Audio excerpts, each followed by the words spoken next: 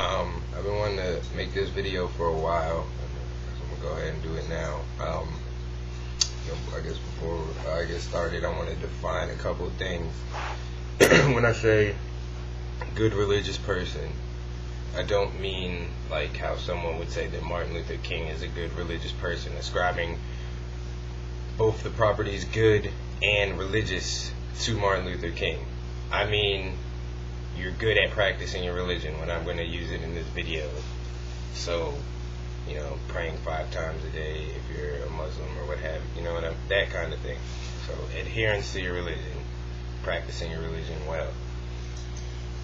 and what I want to say here is that, the really good religious people, people I respect as religious people, I tend to not respect them as people, and the people that I usually think are pussies about their religion and that kind of thing, I usually tend to respect them much more as people. And let me give you an example. People like Yoka, Benefang X, Nephilim Free, people that think that the Bible is perfect, that it is the true word of God, that are pretty fundy about what they believe.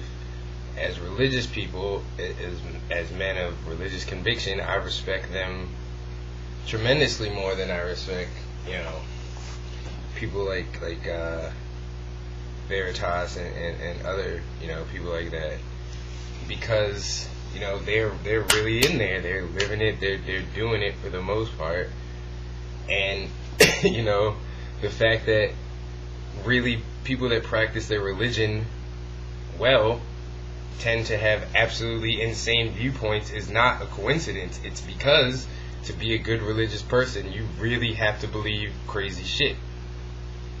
And, then, flip it. Like, the people I respect more as people, like Veritas and, all the Christians that believe in evolution and, what is the biologist's name? I can't remember his name right now.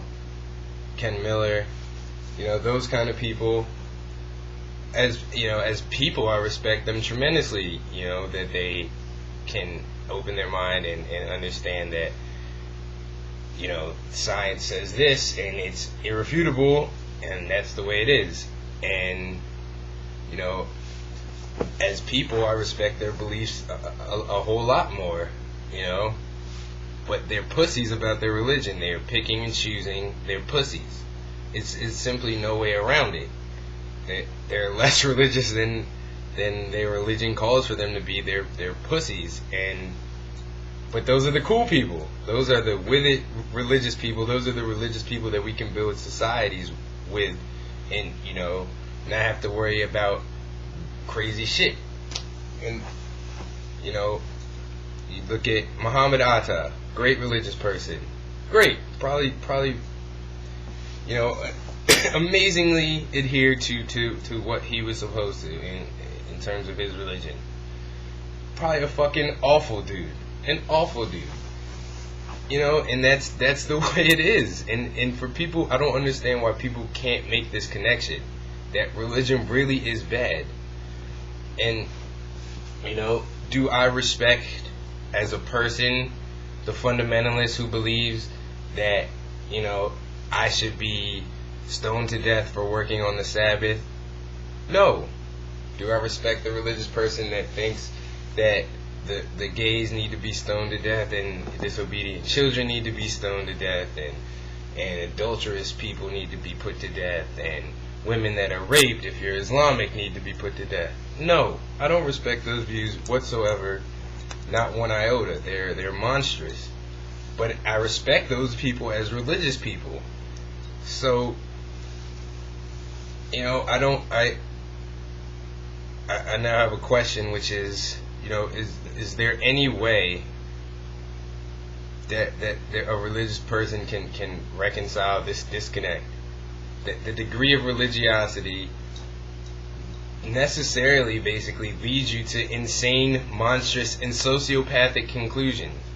And the only way to live within a society such as ours, a healthy society, is to decrease the degree of religiosity, to have stupid religious views beaten down by rationality, and that's most people. That's people like Veritas. That's people that you could sit on the subway with.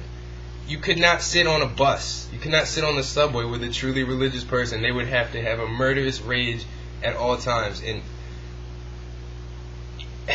for people to not see that these superstitions really do corrupt minds, this is just something to think about. So, alright, y'all. Peace.